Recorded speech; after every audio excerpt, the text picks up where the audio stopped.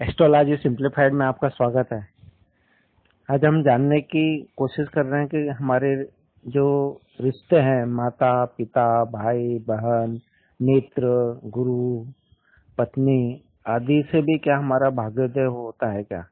ये जानने के लिए हमें कुंडली का जब विश्लेषण करते हैं तो हमें देखना है कि जो कुंडली में योग कारक ग्रह हैं तथा जो भाव हैं उनका संबंध अगर नवम भाव के सामने से बनता है तो उस संबंध से हमारा भाग्योदय होता है।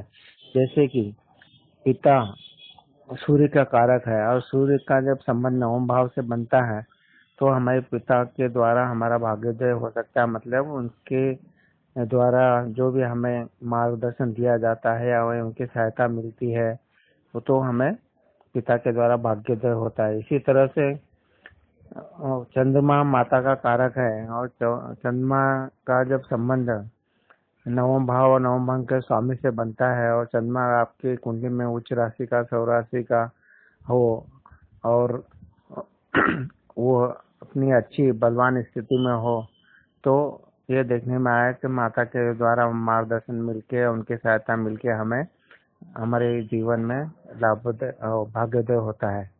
इसी तरह से मंगल भाई का कारक है। मंगल का जो संबंध बनेगा नवम भाव से और तीसरा भाव भी हमारा भाई बहन का है तो भाई बहनों के द्वारा जो हमारा भाग्योदय होने की जो उम्मीद बनती है वो तीसरे भाव का स्वामी नौवा भाव का स्वामी अगर केंद्र त्रिकोण में हो, सौ राशि के हो, मित्र राशि के हो, उच्च के हो तो हमारा भाग्योदय भाई बहनों के द्वारा हो सकता है।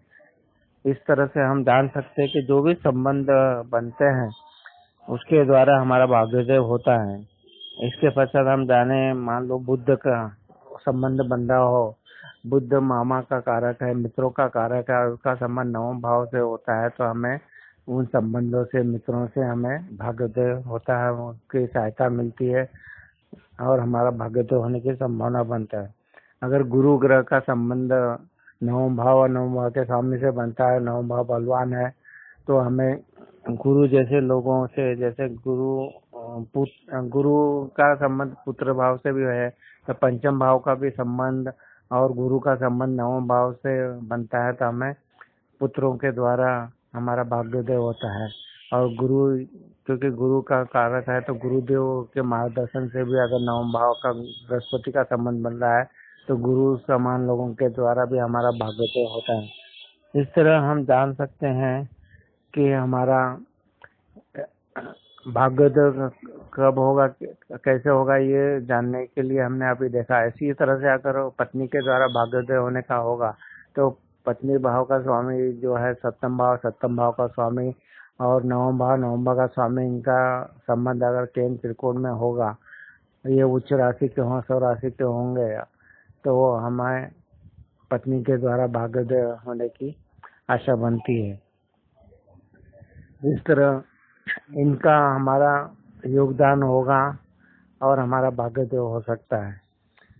ये जब होगा जब जो भी ग्रह हमने देख रहे हैं, जो भाव देख रहे हैं, जो योग कारक हैं, अपनी कुंडली के हिसाब से उनकी जब दशाएं, अंतर्दशाएं, पंचम दशाएं चलती है और उस समय साढ़े साथी नहीं चलती होगी तो जरूर आपका भाग्योदय होगा। आप अपना कुंडली का विश्लेषण अच्छे ज्योतिषी से करवा के आप पता लगा सकते हैं कि हमारा भाग्योदय किसके द्वारा होने की संभावना है तो उनके सहायता से आप अपना भाग्योदय कर सकते हैं। मैं एस्ट्रोलॉजर हौसीलाल चौरे, मेरी ईमेल एड्रेस है housi.chaure@gmail.com, मोबाइल नंबर 98932334। अगर आपको मेरा वीडियो पसंद आया तो मेरी चैनल एस्ट्रोलॉजी सिंप्लीफाइड को आप सब्सक्राइब कीजिए तथा अपने मित्रों को बताइए। वीडियो देखने के लिए धन्यवाद।